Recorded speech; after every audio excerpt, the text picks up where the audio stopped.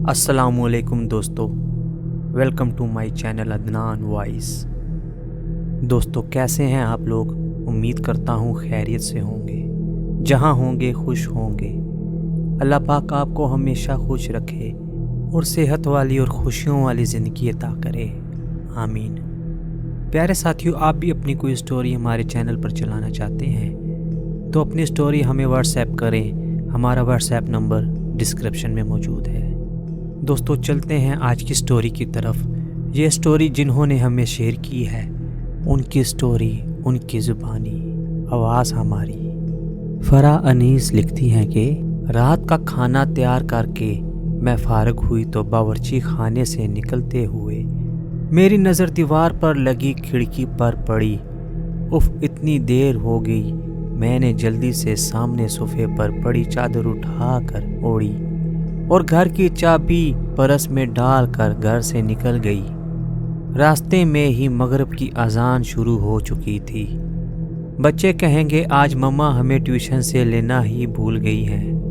मैं सोचती हुई तेज तेज कदमों से इनके ट्यूशन सेंटर की जानब बढ़ गई। मम्मा आपने इतनी देर लगा दी। 7 साला रेहान शिकायती नज़रों से मुझे देखते हुए बोला, जबकि 6 साला अनम भी मुंह फैलाए चल रही थी। मुझे इसका मुंह देखकर बेसाख्ता हंसी आ गई। अच्छा सॉरी बाबा, आइंदा ख्याल रखूंगी, ऐसी गलती दोबारा नहीं होगी। हम तब मानेंगे आपकी बात जब आप हमें हफ्ते को नाना के घर रहने देंगी। अनम रेहान की शर्त पर मैंने हंसकर हामी भर ली। जल्दी चलो, तुम लोगों के बाबा भी घर आने वाले होंगे। मैं दोनों का हाथ पकड़कर सामने वाली गली में दाखिल हो गई। ये रास्ता शॉर्टकट था, इधर से जल्दी घर आ जाता था। वैसे तो मैं रोड से ही जाती थी, ज़्यादातर इस गली से गुजरते हुए कतराती थी। उफ मम्मा, ये कितना डरावना घर है, इसको देखकर डर लग रहा है। रेहान हाउस नंबर 450 को देखते हुए बोला, जो बिल्कुल अंधेरे में डूबा हुआ था। अजीब वहशत बरस रही थी। इसकी बात पर मैं दोनों बच्चों को लेकर जल्दी से आगे बढ़ गई। रात काम से फारग होकर बिस्तर पर लेटी तो बेसाख्ता नज़रों के सामने वो घर आ गया। इस घर से मेरा माजी जुड़ा हुआ था। मैं आहिस्ता आहिस्ता अपने बीते माजी को सोचने लगी। मेरा नाम अलीना है। हम तीनों बहनें और एक भाई हैं। मेरे बाबा आर्मी में हुआ करते थे, जबकि अम्मा सादा सी घरेलू खातून थी। मैं इंटर में थी तो बाबा ने अम्मा की ख्वाहिश पर बड़ा घर ले लिया, क्योंकि जब घर में हम थे वो घर हमें काफ़ी छोटा पड़ रहा था। जिस दिन बाबा ने नया घर लिया हम सब बहन भाई बहुत खुश थे। 2 मंजिला ये बंगला नहायत खूबसूरत था। नीचे वाले हिस्से में 3 बेडरूम, बड़ा सा टीवी लॉन्च और ड्राइंग रूम और बावर्ची खाना था, जबकि ऊपरी हिस्से में 2 बेडरूम, टीवी लॉन्च और एक स्टडी रूम था। छोटा सा बागीचा था जिसमें नीम और बेर के दरख्त लगे थे और कारपोर्च इतना था कि एक गाड़ी खड़ी हो जाए। मेरी बड़ी बहन महरीन, जो मुझसे 2 साल बड़ी थी, और फिर इससे छोटी सना 1 साल बड़ी थी, फिर मैं थी, और सबसे छोटा हमारा भाई जो इस वक्त 7वीं जमात में था। हम तीनों बहनों ने ऊपर वाले बेडरूम लिए, जबकि नीचे हारिस अम्मा बाबा के साथ रहता था। हम तीनों बहनें चूंकि काफ़ी डरपोक हैं तो हम एक साथ एक बेडरूम में सोती थी। जिस दिन हम शिफ्ट हुए इस दिन काफ़ी थकन हो गई थी। रात गए तक सामान वगैरह समेट कर फारग हुए। बाकी का काम अब कल कर लेना, अब जाओ तुम लोग भी सो जाओ। खाने से फारग हुए तो अम्मी बोली, तो हम तीनों बहनें ऊपर आकर लेट गईं।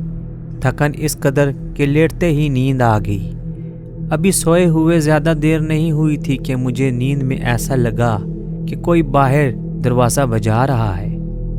मैंने उठकर दरवाज़ा खोला तो सामने काली बिल्ली खड़ी मुझे घूर रही थी। इसको देखकर मेरे बेसाख्ता चीख निकल गई। मेरी चीख पर मेरी बहनें घबरा कर उठ गई। क्या हो गया, सब खैर तो है? महरीन ने मेरे पास आकर पूछा।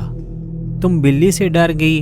اس نے حیرت سے بلی کو دیکھتے ہوئے کہا اور میں شرمندہ ہو کر واپس بستر پر آ کر لیٹ گئی۔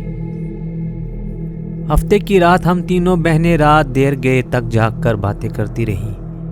یہی کوئی رات کے 2 بجے ہوں گے۔ ہمیں ایسا لگا باہر ٹی وی لانچ سے باتوں کی آوازیں آ رہی ہیں۔ اس وقت کون ہو سکتا ہے؟ ہم بولتے ہوئے کمرے کا دروازہ کھول کر جیسے ہی باہر آئے تو ایسے معلوم ہوا جیسے یہ باتوں کی آواز باورچی خانے سے آ رہی تھی۔ باورچی خانے میں ہم نے جھانکا تو وہ کالی بلی سامنے کاؤنٹر پر بیٹھی نظر آئی۔ ہمیں دیکھ کر اس نے چھلانگ لگائی اور سامنے کمرے میں گھس گئی۔ ہم ابھی سمجھ نہیں پائے تھے کہ یہ ہوا کیا۔ پھر ہماری نظر سامنے جلتے ہوئے چولہے پر پڑی۔ ایسی خوشبو آ رہی تھی کہ جیسے کچھ پک رہا تھا۔ مہرین نے آگے بڑھ کر چولہا بند کیا۔ ہم تینوں ہی گھبرا گئے تھے۔ اس بات کا ذکر ہم نے اگلے دن امی سے کیا، جس پر وہ الٹا ہمیں ڈانٹنے لگی کہ جلدی سویا کرو۔ اتوار کے دن خالہ اپنی فیملی کے ساتھ ہم سے ملنے آ گئی تھی۔ رات دیر تک وہ اپنے گھر گئی تو نیچے ٹی وی لانچ میں رکھے تخت پر بیٹھے ہم تینوں بہنیں اور امی باتیں کر رہے تھے، جبکہ ابو اور حارث سونے جا چکے تھے کہ امی کی نظر لانچ سے جاتی سیڑھیوں پر پڑی۔ ارے الینا بیٹا، اوپر دیکھو کوئی بچہ رہ گیا تو نہیں ہے؟ خالہ کے چھوٹے چھوٹے بچے تھے، کافی شرارتی سے۔ امی کو لگا کہ کوئی بچہ اوپر نہ رہ گیا ہو۔ امی کی باتوں پر ہماری نظر بھی اوپر کی جانب جاتی سیڑھیوں پر اٹھی تو دیوار پر چھوٹے بچے کا سایہ نظر آیا۔ میں نے اٹھ کر اوپر جا کر دیکھا مگر وہاں کوئی بھی نہیں تھا، جس پر میں خوفزدہ ہو کر تیزی سے نیچے آ گئی۔ جب میں نے امی کو بتایا کہ اوپر تو کوئی بھی نہیں ہے تو امی بھی چپ سی ہو گئیں۔ ہم سب ہی حیران تھے کہ اوپر بچہ نہیں تھا تو وہ سایہ کس کا تھا۔ کچھ دنوں بعد بات آئی گئی ہو گئی۔ ہم سب گھر والوں کو کزن کی شادی میں اسلام آباد جانا تھا۔ 2 ہفتوں بعد ہم واپس جب گھر آئے تو بڑی عجیب حیرت ہوئی۔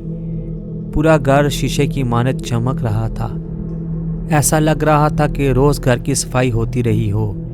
ہمیں یہ دیکھ کر بڑی حیرانگی ہو رہی تھی، بلکہ حارث بولا ایسا لگتا ہے روز کام والی آ کر کام کر کے جاتی تھی۔ میں منہ دھونے کی گھر سے غسل خانے میں گئی تو غسل خانے کا گیلا فرش دیکھ کر مجھے حیرت کا دھچکا لگا۔